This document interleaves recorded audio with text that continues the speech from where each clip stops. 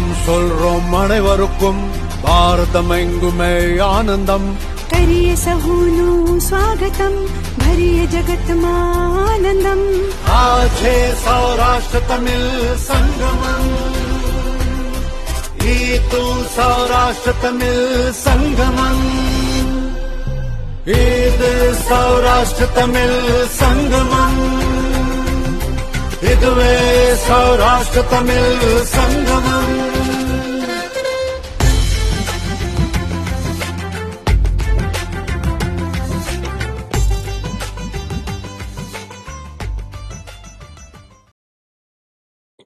Hi everyone, welcome to Srajan India 1. This is 13th-14th of April 2023. Let us have a quick discussion of all these important topics. See, the world is full of magic things patiently waiting for our senses to grow sharper. This is a fact. What you think? Do nothing or do it perfectly. Most students का यही problem है, या तो हर चीज perfectly करना है या फिर कुछ भी नहीं करना है. This is a trap. You know, there you can do so many things in between. A huge continuum. Something is always better than nothing. Never forget, always remember, something is always better than nothing. What we think is happening, but at times जो हमारा perception है वो ये चीज़ हमें नहीं दिखा पा रहा है कि एक्चुअली हम प्रोग्रेस कर रहे हैं. यूपीएससी प्रिपरेशन के टाइम पर ऐसे बहुत सारे स्टेजेस आते हैं कि जब आपको लगेगा मैंने इतना सारा पढ़ा है, इतना टाइम यहाँ पे डिवोट किया है, बट स्टिल मुझे कुछ नहीं आता. इस ट्रैप में नहीं फंसना है अगेन, बिकॉज आपको बहुत कुछ आता है. The point is you have to stick to your basics. Basics मतलब रिवीजन बहुत अच्छे से करना है. आपने जो भी पढ़ा है उसको रिवाइज करिए अच्छे से. आपने जो भी पढ़ा है उसको एप्लीकेशन मतलब एमसीक्यू सॉल्व करिए, उसके सवाल लगाइए. सो दो ही स्ट्रैटेजी फॉलो करना है. स्ट्रैटेजी में दो ही चीज़ें होंगी. पहला, जो भी आपने आज तक पढ़ा है उसको रिवाइज करिए. दूसरा, उन सारे क्वेश्चंस, उन सारे कॉन्सेप्ट्स के सवाल लगाइए, एमसीक्यू लगाइए. Keep it very very simple, आपका सिलेक्शन हो जाएगा. This is civil services examination का 7 to 14 अभी इकोनॉमिक्स वीक चल रहा था. हमने बहुत अच्छे से इकोनॉमिक्स, आज इकोनॉमिक्स सर्वे भी कंप्लीट कर लिया, फंडामेंटल्स भी और खूब सारे एमसीक्यू प्रैक्टिस भी. This is really really good. Classes join करने से एक डिसिप्लिन आता है, एक कंसिस्टेंसी आती है जो अलग से खुद से सेपरेट आइसोलेशन में पढ़ने से नहीं हो पाता है. Understand this thing. Our classes are very very regular, we are very punctual. So join. सुबह 11 बजे 1.5 घंटे की क्लास है और शाम को 9 बजे 1.5 घंटे की क्लास है. इससे आपको बहुत बेनिफिट मिलेगा 28 मई 2023 एग्जाम के लिए. This is revision course and this is test series course. ये है Telegram quiz. Every day in morning we are having 5 such multiple choice questions. Join. ये वोकैबुलरी है. एफेसमेंट का मतलब होता है मिटाना. The removal of writing, recorded material और डेटा. इरेडिकेट करना, डिसइंटीग्रेट करना, रिमूव करना. अबोर्ड मीन्स निवास, a place of residence, a house और होम. पेंटिनेंट है, इसका मतलब है पेनिटेंट है, इसका मतलब है अनुतापी. फीलिंग और showing sorrow and regret for having done wrong, that is we can say repentant, remorseful, ashamed. Occlude का मतलब होता है रोक देना, स्टॉप, क्लोज अप और ऑब्स्ट्रक्ट. जैसे एक ऑक्लूडेड फ्रंट होता था जब हम पढ़ते थे साइक्लोजेनेसिस, साइक्लोन्स में, जब दो फ्रंट्स मिलते थे, कोल्ड और वार्म फ्रंट, तो एक ऑक्लूजन होता था. Can you tell what is this meaning of occlusion in terms of geography. Then pellucid का मतलब होता है पारदर्शक, ट्रांसलूसेंटली क्लियर. सो ये वोकैब वर्ड्स हैं आज के लिए. If you come across any other important word, write down that word along with its meaning in the comment section down below. ये CSET है. Read this comprehension carefully and answer this question. This is again very simple question. HCF 2 number का दिया है. Other two factors of their LCM are 13 and 14. You have to tell what is the larger of the two numbers. So these are two questions for today. This is answer writing. Answer writing भी ऐसा है कि ये एक दिन में हमें बहुत इम्प्रूवमेंट नहीं होता है, बट द पॉइंट इज अगर हम रेगुलर रहते हैं तो हमारी ओवरऑल स्टडी ऑन ट्रैक होती है. जो स्टूडेंट्स आंसर राइटिंग करते हैं, they have told me and this is a fact कि आंसर राइटिंग से स्टडी ऑन ट्रैक होती है, हम साइडवेज नहीं जाते हैं. सो इसके मल्टीपल बेनिफिट्स होते हैं. अब जैसे geography of West Bengal and Assam को तैयार करी, सॉल्व दिस क्वेश्चन और आपका मैपिंग पार्ट भी बहुत अच्छे से कवर हो जाएगा, West Bengal and Assam. Important parliamentary committees पे एक नोट तैयार करना है। Now social media update. तो आप हैं रखाल दास बनर्जी जी, RD Banerjee ji. He was an Indian archaeologist. He is known for unearthing pre-Buddhist artifacts at the ruins at Mohenjo-daro and for nothing similarities between the site at Mohenjo-daro and Harappa. So what are Mohenjo-daro and Harappa? These are Indus Valley civilization की sites. So आपको यहाँ पर unearth किया था RD Banerjee साहब ने। आप एक आर्कियोलॉजिस्ट थे। आपका होमवर्क है, आप कुछ 5 to 10, आप 10 और इंडस वैली सिविलाइजेशन की साइट्स के नाम बताइए। This is very important prelims के लिए, IVC is favourite topic. IVC की ये 2 साइट्स हो गई, मोहनजोदाड़ो एंड हड़प्पा। ऐसी 10 साइट्स के नाम और बताइए इंडस वैली सिविलाइजेशन। ये इनक्रेडिबल इंडिया है, experience the ocean of vivid tulips awash Asia's largest tulip garden Srinagar Jammu and Kashmir में। India saviour to savour see Shri Anna that is millet. 2023 international millets year है, तो इंडियन आर्मी भी अब मिलेट बेस्ड मील खाएगी। Tasty and nutritious है। Millets ration में दिया जाएगा और CSD कैंटीन्स में भी मिलेगा। तो सी फौज में भी जो जवान है वो मिलेट्स खा रहे हैं। So millets is super good. This is Bohag Bishu, तो ऑस्पिशियस ओकेशन है। This is Bohag Bishu. This Bishu let us all further the atmosphere of joy and spread positivity among all. Bohag Bihu, this is Assam. तो see यहाँ पे dance festivals, actually these all are harvest festivals. Now see, ऐसी species अक्सर पूछी जाती है prelims में, तो हमें इन species के नाम के साथ साथ ये species कैसी दिखती है ये भी पता होना चाहिए। For example, this is snow leopard. तो see, this is snow leopard. ये है tragopan. This is a bird, this is ट्रैगोपान।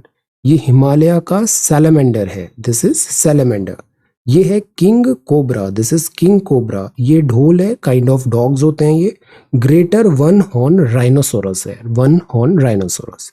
अगर हम बात करें ऑनलाइन डिजिटल प्रेजेंस की, तो stay safe online. Don't click on unknown links. 2-factor authentication is important. Don't install malicious apps. Strong password and pin होना जरूरी है। Don't share your mobile and confidential data. Antivirus install करने से भी हमें help मिलती है। तो स्टे सेफ ऑनलाइन। ये गगनयान है, इंडिया का पहला ह्यूमन स्पेस फ्लाइट मिशन है। Aims to send a 3-member crew to be launched in the 4th quarter of 2024। 500 से ज्यादा इंडस्ट्रीज यहाँ पर इन्वॉल्व है। This is important. ये बूस्ट करेगा इंडिया के स्पेस एम्बिशंस को। 10,000 करोड़ रुपए का यहाँ पे हमने इनपुट दिया है। 4th कंट्री होगा वर्ल्ड में जो human space flight mission conduct करेगा। इंडिजिनस टेक्नोलॉजीज हमने यहाँ पे यूज किया है। So this is Gaganyaan. Now let us come to the Hindu newspaper. So this is 13th of April 2023। So first is Maulana Azad साहब, इंडिया के education minister, first education minister, reference of NCERT book. Then this is consumer inflation slides below 6% mark for first time this year. तो consumer inflation 6% तक कम हुआ है, slide below 6%, which is a really really good thing. 6% तक consumer inflation कम हुआ है। तो India का retail inflation 6% से कम हुआ है, which is a really good thing. Because inflation अगर बहुत ज़्यादा होता है तो मनी का वैल्यू इसमें कम होता है, परचेजिंग पावर ऑफ मनी कम होता है। ओके, सो इन्फ्लेशन यहाँ पर कम हुआ है। So this is relief for consumers, inflation कम हुआ है। आरबीआई ने बताया इन्फ्लेशन के लिए monetary policy committee is very very important, MPC। India sees over 7,800 covid cases in a day. तो नंबर ऑफ केसेस 7,800 से ज़्यादा हैं। This is a cause of worry, but government ने बोला है पैनिक नहीं करना है। सीवियर इन्फेक्शन ये वेरिएंट ऐसे ट्रिगर नहीं कर रहा है, but the point is caution होना चाहिए, पैनिक नहीं होना चाहिए, बट कॉशन होना ज़रूरी है। So be very very careful, wear mask, mask ज़रूरी है, वैक्सीनेशन भी ज़रूरी है। So this is the front page of the Hindu. अब ये नेक्स्ट पेज है, रेडी और नॉट। कोविड-19 कंटिन्यू किया है यहाँ पर। Health systems must gear up to face the fresh rise in कोविड-19 केसेस। तो एक सर्टेन एविडेंस बेस हमें पता चल रहा है, क्लेयरवॉयंस इंस्पायर्ड बाय एविडेंस, कि जो कोविड-19 है, it is still not gone, it is still out there, but the point is अब हमारे पास बहुत एक्सपीरियंस है और इस एक्सपीरियंस के बेस पे हमें बेटर स्ट्रैटेजाइज करने की ज़रूरत है। राइजिंग नंबर ऑफ केसेस हैं, we can not deny, 40,000 active cases हैं। ये एक ओमिक्रॉन वेरिएंट है, लिनेज है ओमिक्रॉन वायरस का। फैटेलिटीज़ भी नंबर्स बड़े हैं, but the point is health system को वेल प्रिपेयर्ड करना ज़रूरी है। तो ये अपॉर्चुनिटी भी है हमारे पास, टाइमली सारे रिसोर्सेज को हम प्लेस करें और जो मेडिकल स्टाफ है, मेडिकल रिसोर्सेज है, उसको हम स्टैंड बाय पे रेडी रखें। WHO ने भी कहा है कि कोविड को कंफ्यूज भी नहीं होना चाहिए सीजनल इन्फ्लुएंजा से, बट हमें गार्ड्स भी डाउन नहीं करने चाहिए। Test, track, treat, vaccinate, this is the way forward. Test, track, treat, vaccinate. COVID appropriate behaviour follow करना है, सर्वेलेंस जरूरी है। एक्यूट रेस्पिरेटरी इलनेस केसेस को मॉनिटर करना है। हॉस्पिटल्स, मेडिकल इंफ्रास्ट्रक्चर अपडेटेड होना चाहिए, प्रायर एक्सपीरियंस है। पर्सनल लेवल पे भी hand washing, hygiene, masking hospital से आपको सेफगार्ड कर सकता है। मास्क कभी भी बहुत इफेक्टिव टूल है कोविड-19 से बचने का। सो गवर्नमेंट प्रिपेयर कर रही है, इंडिविजुअल्स को भी प्रूडेंट रहना है और एडिक्वेट प्रिकॉशंस लेने चाहिए। स्किल ओवर चांस, यहाँ पे बात है ऑनलाइन गेम्स का जो कल्चर है, इसमें एक regulation is required.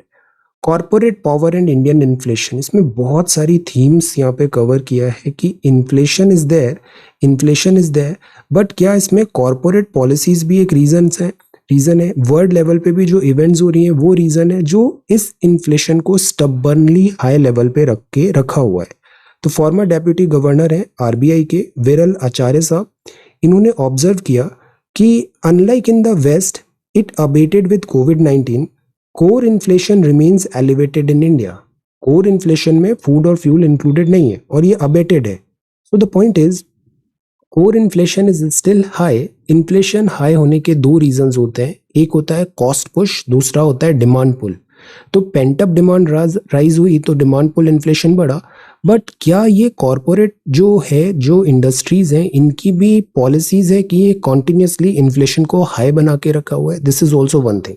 So usually inflation और इकोनॉमी का एक पैरेलल चलता है। फॉर एग्जाम्पल, जैसे वेस्टर्न वर्ल्ड में अभी डिफिकल्टीज हुई, लॉकडाउन हुआ और कोविड-19 भी हुआ, तो वहां पर इन्फ्लेशन हाई देखने के हमें ऐसे बहुत सारे केसेस मिले। बट जैसे ही कोविड-19 नॉर्मलसी की तरफ आया, इन्फ्लेशन भी नॉर्मल होने लग गया। इंडिया में ऐसा कन्वर्जेंस नहीं मिल रहा है। फर्स्ट डाइवर्जेंस जो हमने देखा, divergence between inflation rate in India and rest of the world is not new. अक्सर ऐसा होता है कि इंडिया की जो टेंडेंसी है, इकोनॉमिक ट्रेजेक्ट्री है, वो वर्ल्ड ट्रेजेक्ट्री को फॉलो नहीं करती। 2008 में भी ऐसा हुआ था। This was due to a surge in food price inflation in India. Agriculture shock थे, प्रोक्योरमेंट प्राइस हाइक था, तो उसके कारण कोर इन्फ्लेशन बढ़ा। वैसे तो कोर इन्फ्लेशन और से जो फूड एंड फ्यूल होता है, इनमें इतना डायरेक्ट रिलेशन नहीं होता, बट अगर परसिस्टेंटली CPI हाई है, फूड एंड फ्यूल हाई है, तो लॉन्ग टर्म में वो कोर इन्फ्लेशन को भी हाई ट्रेजेक्ट्री पे डाल देता है। हमें बहुत ज़्यादा इसमें इन बिटवीन द लाइंस नहीं देखना है, हमें बस ये पता होना चाहिए CPI क्या होता है, WPI क्या होता है। So prepare a very short note on CPI and WPI। CPI में कितने फैक्टर्स होते हैं, WPI में कितने बास्केट में कितने गुड्स होते हैं, हेडलाइन इन्फ्लेशन किसको बोलते हैं, RBI की जो मॉनेटरी पॉलिसी कमेटी है वो किस इन्फ्लेशन को टारगेट करती है। सो CPI मतलब कंज्यूमर एंड, WPI मतलब होलसेल लेवल। इनमें इन्फ्लेशनरी टेंडेंसीज को कंट्रोल करना जरूरी है, बिकॉज अगर स्टबर्न रहती है इन्फ्लेशन, वेरी हाई रहती है, सो इसके सीवियर कॉन्सिक्वेंसेज होते हैं। परचेजिंग पावर कम होती है और एक बहुत बड़ा बर्डन आ जाता है, ड्रैग आ जाता है इकोनॉमिक ग्रोथ में। तो आज की डेट में economics is very important for prelims exam, और इसमें भी inflation topic is very important. हमें जो सवाल आएगा वो सवाल आएगा कॉन्सेप्ट से। कॉन्सेप्चुअल क्लैरिटी इन्फ्लेशन में होना चाहिए। कोर इन्फ्लेशन, हेडलाइन इन्फ्लेशन, ये है India must board the online dispute resolution बस। ऑनलाइन डिस्प्यूट रेजोल्यूशन से स्पीड आती है, एफिशिएंसी आती है। टेक्स्ट एंड कॉन्टेक्स्ट है, इसमें रोल ऑफ पार्लियामेंट्री कमेटी है। अगेन एक बड़ा फेमस कोट है वुडरो विल्सन का, it is not far from the truth to say that Congress in session is Congress on public exhibition, while Congress in committee rooms is Congress at work. So the point is, जैसे एक होती है लोकसभा और राज्यसभा, तो कांग्रेस का मतलब parliament होता है यूएस में, पार्लियामेंट को कांग्रेस बोलते हैं। तो लोकसभा और राज्यसभा है, यहाँ पे बहुत सारे सांसद आते हैं, ये डिस्कस करते हैं, बिल की बातें करते हैं। तो this is kind of like public display, exhibition. Actual work यहाँ पे कम होता है और एट टाइम्स देखा गया है यहाँ पे नॉइज ज्यादा होती है, एंट्रोपी ज्यादा होती है। जो रियल वर्क ऑफ पार्लियामेंट होता है वो साइलेंटली पार्लियामेंट्री कमिटीज के थ्रू होता है। कमिटीज क्या होती है? फॉर एग्जाम्पल एक वर्क है आपके पास, आपको एक फेस्टिवल ऑर्गेनाइज करना है कॉलेज में। अब सारा काम तो आप खुद नहीं कर सकते, so you will form different different committees. एक होगा से प्रमोशन एंड मैनेजमेंट, एक होगा ऑर्गेनाइजेशन कमिटी, एक रूल्स एंड एटसेट्रा कमिटी हो जाएगी, एक फाइनेंस कमिटी हो जाएगी। ऐसे डिफरेंट डिफरेंट आप हेडर्स बनाओगे। Same is with parliament. कुछ कमिटीज होती है जो हमेशा होनी है, तो वो होती है स्टैंडिंग कमेटी। कुछ कमेटी होती है जो रिक्वायरमेंट बेस्ड होती है, वो होती है ad hoc committee. Standing committee, ad hoc committee. So the point is, parliament में जो मेजॉरिटी ऑफ वर्क होता है वो इन कमिटीज के थ्रू होता है। इवोल्यूशन ऑफ कमिटी काफी पुराना है, इवोल्यूशन ऑफ कमिटी होता है, एडहॉक कमिटीज बनी। ये इतना इंपॉर्टेंट नहीं है, पास्ट की बहुत सारी कमिटीज दिया हुआ है यहाँ पर कि किस कमिटी ने किस पे वर्क किया, लाइक दैट। आज की डेट में जितनी कमिटीज हैं, और जो जैसे एडहॉक कमिटी भी हमेशा नहीं रहती, एडहॉक कमिटी खत्म हो जाती है, फिर जैसे ही वर्क आता है तो वो फिर से बना दी जाती है। तो they are work based, they are not standing. जैसे एस्टिमेट कमिटी हुई, पब्लिक PAC, CAG का फ्रेंड होता है PAC। So the point is, ये committee standing committee, they are there. हमें इन कमिटीज के बारे में पढ़ना है और इसमें भी मल्टीपल रिसोर्सेज की जरूरत नहीं है। आपको केवल लक्ष्मीकांत बुक में पार्लियामेंट्री चैप्टर का ये एक टॉपिक उठाना है, कमिटी, और इस पे एक आंसर राइटिंग करना है। जस्ट डू दिस थिंग, आपका बहुत अच्छे से ये पूरा टॉपिक तैयार हो जाएगा। बहुत सारे इंपॉर्टेंट लॉज हैं, जैसे prohibition of child marriage amendment bill, जिसमें legal marriageable age of women 21 की बात थी। एंटी मैरीटाइम पायरेसी बिल, जिसमें UN convention on the law of sea UNCLOS की बात थी। जन विश्वास बिल, 42 लॉज हैं सेक्टर एग्रीकल्चर एंड मीडिया में, उसको अमेंड करना था। Wildlife protection amendment bill है। सो द पॉइंट इज कि हम देखेंगे इलेक्ट्रिसिटी, क्रिमिनल प्रोसीजर, कोऑपरेटिव, ये सारे बिल रेफर किए गए थे committees. So we can say that committees are expertise, they are like dedicated teams, they are designed to do a particular work. So ये committees efficiency लाती है parliamentary work में। तो इधर ऑडिटिंग भी है, और जैसा एग्जीक्यूटिव्स होते हैं, executives are responsible to parliament and Lok Sabha in particular. सो ये लोकसभा इन पर्टिकुलर जो है, it is actually because of committee. So ये कमिटीज दैट इज वाई बहुत ज्यादा इंपॉर्टेंट है, और इस पे हमें एक नोट तैयार करना है। तो आज का सवाल है, prepare a short note on committees. This is a beginners guide to the large hadron collider, its functions and its future. See, ये LHC फिर न्यूज में है। What is a large hadron collider? So ये आप ऐसे tunnels देख रहे हैं, ऐसे हमने 27 किलोमीटर लॉन्ग टनल बनाया, और इस टनल में हमने कोलिजन कराया है, और फिर उस कोलिजन से हम उसको स्टडी कर रहे हैं, और बहुत सारे जो माइक्रो और जो स्मॉल लेवल पे हमने फिजिक्स के, जिसमें क्लासिकल फिजिक्स नहीं लगती, वो सारे फिनोमिनन्स को हम यहाँ पर स्टडी करने की कोशिश कर रहे हैं। So beginners guide to the large hadron collider, its functions and its future. Micro यानी सब एटॉमिक लेवल पे, atomic level. So see, large hadron collider built हुआ है European organisation for nuclear research, CERN ने। So what it is? European organisation for nuclear research. ये physics research में एक बहुत leading organisation है। हम highly energised subatomic particles को समझने की कोशिश करते हैं। तो जो क्लासिकल फिजिक्स होती है, न्यूटोनियन फिजिक्स होती है, वो normal day to day events में हम ऑब्जर्व करते हैं। ये जो फिजिक्स होती है, ये सब एटॉमिक पार्टिकल्स के लेवल की है। हमारे को बहुत सारी क्लैरिटी नहीं है आज की डेट में भी इस फिजिक्स की। So we are trying to understand this thing. तो LHC जैसा नाम लिखा है, एक बहुत large, world largest science experiment है, तो दिस इज लार्ज। सेकेंड, ये कोलाइडर है, तो इसमें 2 एक्सेलरेटिंग बीम्स ऑफ पार्टिकल आएंगे ऑपोजिट डायरेक्शन में, वो स्मैश करेंगे हेड ऑन, और ये हो गया कोलिजन। थर्ड, यहाँ पे वो जो दो पार्टिकल्स हैं वो हैं हेड्रॉन्स। करंटली इंजीनियर्स यहाँ पे स्टडी कर रहे हैं, इसके हमने इवेंट्स भी किए थे, कोलिजन भी हमने देखा है, and we are trying to find out the missing elements subatomic physics में। तो हेड्रॉन एक सब एटॉमिक पार्टिकल होता है, स्मॉलर पार्टिकल होता है। LHC में यूजुअली हमने प्रोटॉन्स को यूज किया है और ये मेडअप होते हैं क्वार्क्स और ग्लूऑन्स से। इनको एनर्जाइज किया जाता है, एक्सेलरेट किया जाता है, 27 किलोमीटर लॉन्ग सर्कुलर पाइप में सेंड करते हैं। ये जो सर्कुलर पाइप होते हैं ये एनसर्कल करते हैं मैग्नेटिक फील्ड्स में जो डी शेप्ड है। 9600 मैग्नेट्स हैं यहाँ पे, 3 o'clock पोजिशन पे प्रोटॉन है और इनको स्मैश किया जाता है विद ईच अदर। ये जो प्रोटॉन है ये क्लॉकवाइज यहाँ पर मूव कर रहे हैं। अब क्या होता है, इसको हमने क्लैश किया, अब इस क्लैश को, कोलिजन को हम स्टडी करेंगे। तो देखिए, दो एंटी पैरेलल बीम्स हैं एनर्जाइज्ड पार्टिकल की जो हेड ऑन कोलिजन कर रहे हैं। ये जो कोलिजन हो रहा है तो ऑब्वियसली एनर्जी रिलीज होगी। Highest centre of mass collision जो यहाँ पे अचीव हुआ था वो था 13.6 टेरा इलेक्ट्रॉन वोल्ट्स। ये बहुत ज्यादा भी नहीं होता है, it is like less than जब हम क्लैप करते हैं अपने हाथ से तो उससे भी कम एनर्जी है। बट द पॉइंट इज, यहां हम बात कर रहे हैं सब एटॉमिक लेवल पे। Energy is packed into a volume of space the size of a proton, और इतने कम स्पेस पे ये एनर्जी है, that is it is very very high density. तो एनर्जी डेंसिटी बहुत हाई होती है।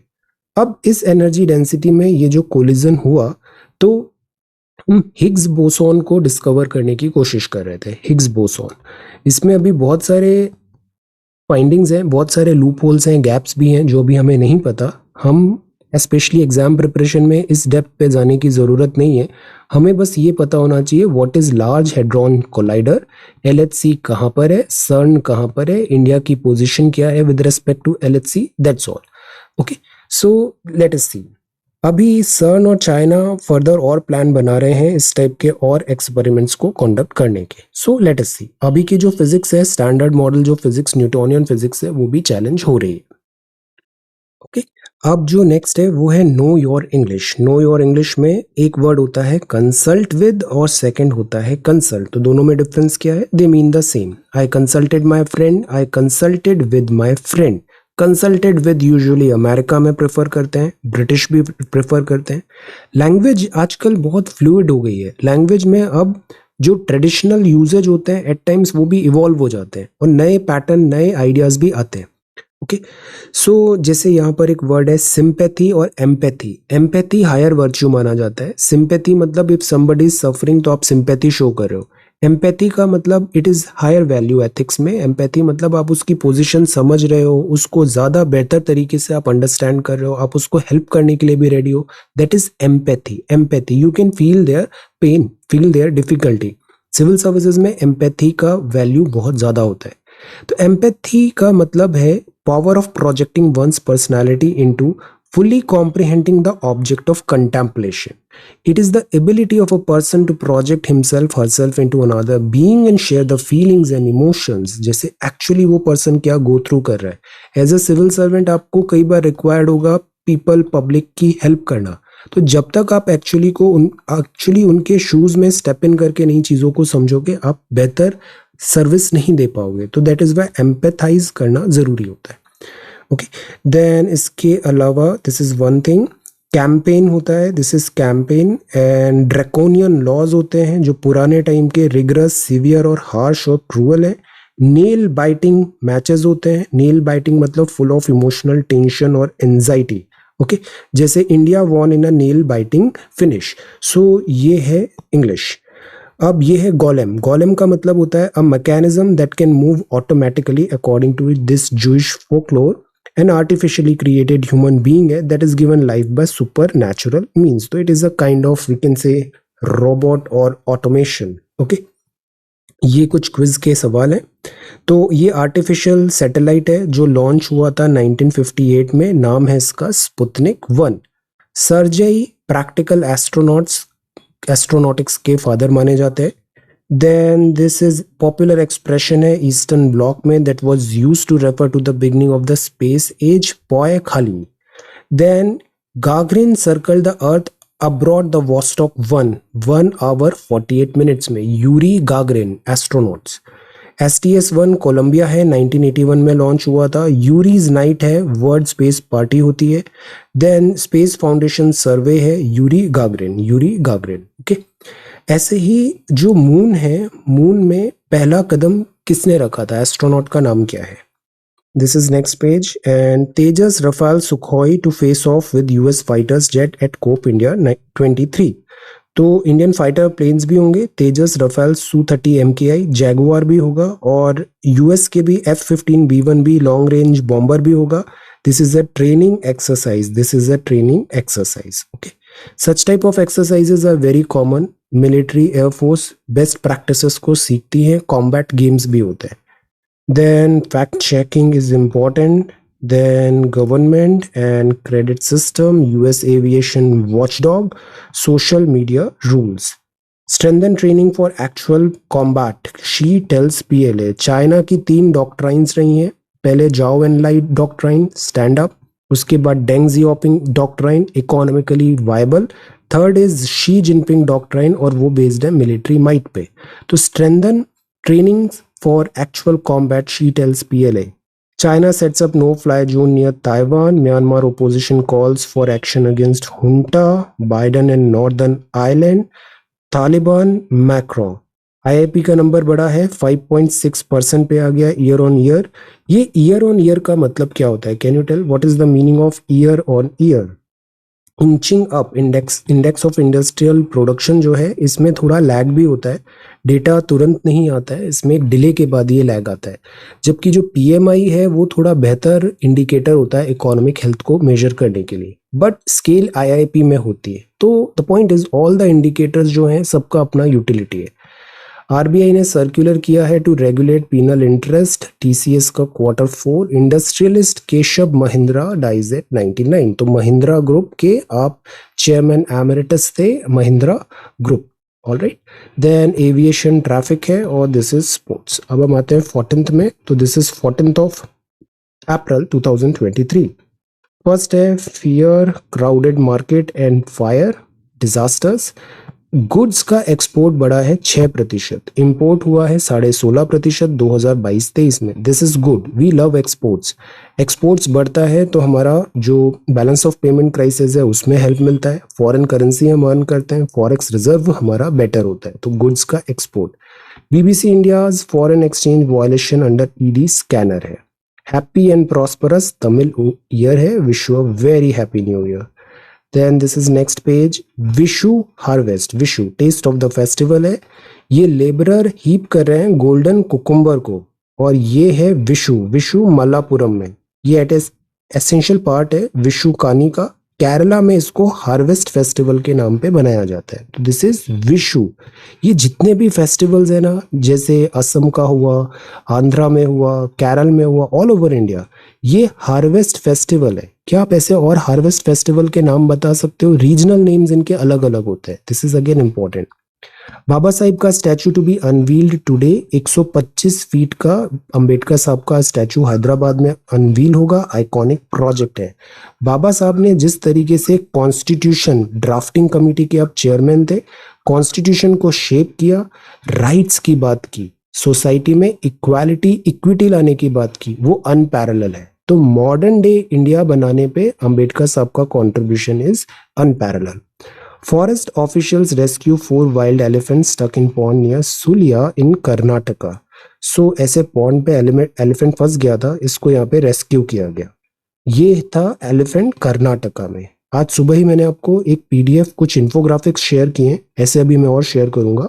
उसमें हमने देखा एलिफेंट रिजर्व्स कितने हैं। अभी लेटेस्ट 33rd एलिफेंट रिजर्व कौन सा है, आंसर। और इंडिया में कितने एलिफेंट कॉरिडोर्स हैं, corridors, elephant reserves and corridor, answer. ये मेट्रो प्लस है, Everest base, and this is festival of rice. Unity and diversity is important, और इसमें पॉलिटिकल पार्टीज का भी काफी इंपॉर्टेंट रोल होना चाहिए। Neutral not passive. अब सी एडिटोरियल ने अगेन सेम टेक लिया है कि यूक्रेन क्राइसिस में ऐसा नहीं हो कि हम पैसिव हो जाए। हम न्यूट्रल हैं but we should not be passive. Passive in the sense Ukraine and Russia, हम इस वॉर में इंटरफियर नहीं करेंगे, इंटरवीन नहीं करेंगे, बट हम हमेशा पीस को एक चांस देने की बात करते हैं। ओके, तो India should push for a pragmatic solution to the Ukraine conflict. Ukraine conflict अभी ऑलमोस्ट 1 ईयर से भी ज्यादा हो गया है यहाँ पे, और इसके सॉल्यूशन निकालने की बात हो रही है। बहुत सारे इंडियन स्टूडेंट्स भी यूक्रेन में मेडिकल एजुकेशन कर रहे थे, उनको भी बहुत डिफिकल्टी आया है। एक्सपोर्ट जो है, टी का भी एक्सपोर्ट होता है यहाँ पर, प्लस हम इम्पोर्टेंट जो रेयर अर्थ मिनरल्स भी हैं और इलेक्ट्रॉनिक्स रिलेटेड जो रॉ मटेरियल है वो Ukraine and Russia important exporter है, तो वहाँ पे भी इम्पैक्ट आया है। So the point is when two countries are fighting, actually NATO and Russia is fighting, the world is paying the price. So that is why NATO या Russia या Ukraine, अभी जैसे न्यू एंट्री हुआ है NATO में, which is the newest member of NATO answer. So ये जो real politic है, जियो पॉलिटिक है, और डिफेंस रिलेटेड जिस तरीके से एक आर्म्स रेस की भी बात चल रही है, बिकॉज रशिया और यूएसए की जो स्टार्ट ट्रीटी थी उसको अब एंड कर दिया गया है। This is again a dangerous scenario, और अगर ये न्यूक्लियर होता है तो it is again not good for entire world. So India को यहाँ पे इंटरवीन करना है, और वो इसलिए भी इंपॉर्टेंट है, अभी हम यूएनएससी की परमानेंट सीट में थे, G20 की प्रेसिडेंसी है, शंघाई कोऑपरेशन ऑर्गेनाइजेशन है, तो दिस इज द टाइम कि इंडिया वर्ल्ड लीडरशिप में आगे बढ़े। वर्ल्ड लीडरशिप में हमारा डायरेक्ट एक्टिव इन्वॉल्वमेंट नहीं है वॉर में, but as a powerful country of the world, India should यहाँ पर पैसिव नहीं होना चाहिए, एक्टिव होना चाहिए। सो ये आर्ग्यूमेंट्स हैं यहाँ पे। चाइना, ब्राजील ने भी इसको सेंस किया है कि हम बिगर रोल प्ले कर सकते हैं पीस ब्रोकर करने के लिए, और इंडिया के साथ गुडविल बहुत अच्छी है। Kyiv is also friend, Russia is also a friend. So neutrality, okay, हमें एक्टिवली यहाँ पे वर्क करने की जरूरत है। It should empathize more vocally with the victim, raise the voice interest of the global south, uphold international law, sovereignty of all states, same time pushing for a pragmatic and permanent solution to the conflict. Very good lines. यहाँ पे deciphering campaign financing in Karnataka, this is political. The goal of building a popular and is the current regulatory system equipped to deal with AI? The short answer is no. AI is evolving rapidly, और जो laws and system है उसको भी rapidly evolve करना चाहिए। Aurora of the Sea in Vizag. Vizag is very beautiful. ये एक stretch of बीच है विशाखापट्टनम में, और यहाँ पे बायोल्यूमिनेसेंस हो रहा है। कुछ टाइम पहले मुंबई में भी देखने को मिला था। This is bioluminescence. Bioluminescence occur due to the presence of single cell organism called dinoflagellates. इनमें लाइट प्रोड्यूस होती है, जैसे आसान भाषा में ऑर्डिनरी एग्जाम्पल जुगनू का देखते हैं। जुगनू फायरफ्लाइज होती है, वो भी बायोल्यूमिनेसेंस करते हैं। तो while bioluminescence on the beach is a natural phenomenon, it is being reported on large stretches of this beach for the first time. So aurora of the sea in Vizag, ऐसे bioluminescence दिख रही है यहाँ पर। Next in context है, national highways इतने बने हैं, एक्सपोर्ट बढ़ा है, डोमेस्टिक पैसेंजर व्हीकल्स भी बढ़े हैं, and this is shared by which Ukraine's economy contracted in 2022। अब बात है नेशनल पार्टी का, तो हमें पॉलिटिकल नहीं, पॉलिटी की बातें पता होनी चाहिए। आम आदमी पार्टी अभी एक नई नेशनल पार्टी बनी है। इलेक्शन कमीशन पोल परफॉर्मेंस को रिव्यू करता है सारी रिकॉग्नाइज पार्टीज का, हर state assembly election, general election to the Lok Sabha के बाद, और उसके बाद वो नेशनल पार्टी इस तरीके से बनाई जाती है। तो para 6B of the election symbols reservation and allotment order 1968 के अंदर आम आदमी पार्टी को भी नेशनल पार्टी बनाया। For recognition as a state party उसको सिक्योर करना चाहिए at least 6% of valid vote polled and 2 seats in Lok Sabha in assembly polls और 1 इन लोकसभा। सी, इसको कंफ्यूज नहीं करना है। जो लक्ष्मीकांत में आपने पढ़ा है ना, कंडीशंस क्या है नेशनल पार्टी का, कंडीशंस क्या है स्टेट पार्टी का, उसका एक छोटा सा शॉर्ट नोट अभी कमेंट सेक्शन पे लिखिए, एवरी वन ऑफ यू। आपको ये हमेशा याद रहेगा, भूलोगे नहीं। What are the conditions of being a national party? What are the conditions of being a state party? ये 3-4 कंडीशंस है नेशनल की, 4 कंडीशंस है स्टेट की। इसको आप अभी कमेंट सेक्शन में टाइप करके लिख दो, आप कभी नहीं भूलोगे। रिकॉग्नाइज्ड पॉलिटिकल पार्टी को प्रिविलेज मिलते हैं, जैसे रिजर्व पार्टी सिंबल है, फ्री ब्रॉडकास्ट है on the state run television, radio, consultation है, setting of election dates, input भी दिया जाता है electoral rules and regulations etcetera में। सो ये नेशनल पार्टी है। ये डब्बा ट्रेडिंग है। How does it affect the economy? डब्बा ट्रेडिंग क्या होता है? एक्चुअल ट्रेडिंग होता है जिसमें आप शेयर्स को परचेज कर रहे हो और सेल कर रहे हो, बट डब्बा trading is just outside the ambit of actual sharing, actual buying and purchasing. यहाँ पे आप बस स्पेकुलेशन करते हो और उस स्पेकुलेशन के हिसाब से वी कैन से गैम्बलिंग होती है यहाँ पे। तो दिस इज कॉल्ड डब्बा ट्रेडिंग। तो डब्बा ट्रेडिंग के लिए नेशनल स्टॉक एक्सचेंज ने एक नोटिस भी इशू किया है कि such type of activities are prohibited और ये अलाउ नहीं की जाएगी। तो it refers to informal trading that takes place outside the purview of the stock exchange. Stock exchange में एक्चुअल शेयर्स को बेचा और खरीदा जाता है, यहाँ केवल स्पेकुलेशन किया जाता है डब्बा में। तो traders bet on stock price movement without incurring a real transaction to take physical ownership of a particular stock as is done in an exchange. So in simple words, this is just a gambling centered around stock price movement. So this is डब्बा trading। और डब्बा brokers होते हैं, उनका भी cut रहता है। तो इस तरीके से एक पैरेलल में स्टॉक एक्सचेंज रन होने लग जाता है और यहाँ पे गलिबल इन्वेस्टर्स के साथ फ्रॉड भी होता है। सो दिस इज डब्बा trading. Then this is taxi drivers और ये इंग्लिश है। What are you up to? What are you up to? इसका मतलब है What are you scheming, plotting? It doesn't have a good meaning जब हम बोलते हैं What are you up to? Okay? इसके बहुत सारे मीनिंग्स भी होते हैं। At times इसके appropriate answers, it is up to you to give an appropriate answer। कई बार up to का मतलब responsibility भी होता है। I don't feel up to walking 10 miles. She is not up to the mark, like that। As far as का मतलब until। For example, I went up to Vijayawada. I couldn't go any further as I fell ill. Then this is a macho. इसका मतलब है vigorous, robust man, kind of aggressively person. Okay. Then this is English and this is yawn. Yawn का मतलब होता है apasyana, a tiresome thing or person. Then this is he's relieved of his duties is correct. And in American English, period means full stop. And period can be preceded by a comma or a full stop। okay?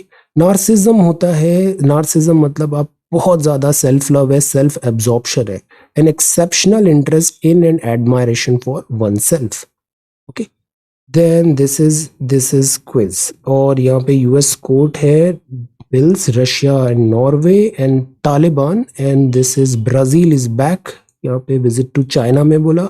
Then Joe Biden, Asian, Riyadh, readies Arab talks on Syria as diplomacy shifts. कल एक बहुत अच्छा article हमने देखा था, उसको जरूर से एक बार और देखना। सऊदी अरेबिया की जियोपॉलिटिक्स, वेरी इंपॉर्टेंट। ढाका में मशरूमिंग क्राउडेड मार्केट्स हैं और ये एक बहुत बड़ा थ्रेट है।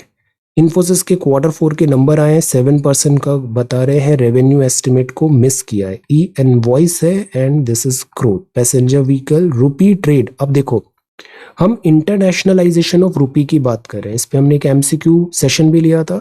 इंटरनेशनलाइजेशन ऑफ रुपी से आप क्या समझते हैं? Answer, Bharat bio watching demand before resuming production, Ashok Leyland, E market place. So this is the Hindu newspaper for today.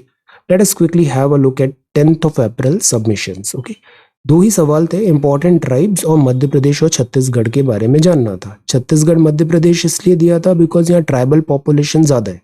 अब देखो, ऐसे सवाल आप करेंगे, आपका ऑटोमेटिकली प्रीलिम्स की बहुत अच्छी तैयारी होगी। सवाल यहीं से आएंगे। मैं फिर बता रहा हूँ, 28 मई का आप जब एग्जाम लिख के आओगे, you will say to yourself कि ये पेपर अगर मैं पहले भी लिखता तब भी ऐसे ही परफॉर्मेंस होता, because it is not a semester exam की आखिरी दिन सब पढ़ लिया और वो एग्जाम में पूछ लिया जाएगा और वो आप सही कराओगे। आपको over the period of time gradually 1 year तक systematically keep studying, improving, this is going to help. Okay, अब जैसे ये सवाल है, नेहा ने बहुत अच्छे से लिखा है, देखो कितनी नीट एंड क्लीन कॉपी है। Prepare a note on the important tribes, important constitutional provisions आ गए, कॉमिटीज आ गई, important tribes in India state wise हो गई, बस इससे सवाल आ जाएगा। डोमिनेंट इकोनॉमीज हुआ और इसके बाद कॉमिटीज एंड पॉपुलेशन और फिर various schemes. This is such a beautiful answer, well done. Then Madhya Pradesh के बारे में देखो, ये पूरी ज्योग्राफी तैयार हो गई। तो हम अलग से मैपिंग एटसेट्रा पे क्यों इन्वेस्टमेंट करें जब सारी चीजें हमें यहाँ सिस्टमेटिकली हो रहा है, और ये हॉलिस्टिक भी है, ये लॉन्ग लास्टिंग भी है। Okay, then geography of Chhattisgarh है, this is again really good, आपने सारे एस्पेक्ट्स कवर किए हैं, वेरी गुड आंसर। रश्मि ने भी बहुत अच्छे से इंपॉर्टेंट ट्राइब्स के बारे में बताया, डिफरेंट आर्टिकल्स, ट्राइब्स क्या है, then different important tribes, very good. Changpa tribe is important और ये सेंट्रल इंडिया, मध्य प्रदेश जो बाद में बना, very good style, this is a really good style. Then important factors, important Chhattisgarh का भी एक मैप बना लेते हैं हम, very nice. Priyanka once again really good, सारे ट्राइब्स को हमने राज्य स्तर पे राज्यवार बताया उन्हें, वेरी गुड। ट्राइब्स बहुत इंपॉर्टेंट है, हर साल इससे एक सवाल आता है, इस बार भी सवाल आएगा। Madhya Pradesh is very important state, इससे रिलेटेड सारे इंपॉर्टेंट फैक्टर्स। छत्तीसगढ़ भी है, fantastic. Neha this is good, यहाँ पे आपने बहुत अच्छे से बताया geographical mapping Andhra and Telangana का, गुड। तो ऐसे हर राज्य के, सारे राज्य के हमें कवर करने हैं, all the states. Pushpendra very good, देखो हिंदी में कितना अच्छे से लिखा हुआ है, so this is really good. See tribes के बारे में बताया, इससे 100% एक सवाल आएगा पुष्पेंद्र, वेरी नाइस। ये दोनों मैप भी बनाए हैं, tiger reserve, very nice, this is really good. राष्ट्रीय उद्यान, खनिज, हाथी reserve, excellent. Sheetal is back, very good, बहुत ब्यूटीफुल हैंड राइटिंग है। शेड्यूल्ड ट्राइब्स क्या है, पीवीटीजीज क्या है, very nice. See tribes in India, Arunachal, Himachal, Kerala, Meghalaya, very nice, alright. So इस तरीके से हमें लिखना है, जितना लिखोगे उतनी प्रिपरेशन आपकी बेहतर होगी, alright. So thank you so much for watching this video, take care, study well and be safe.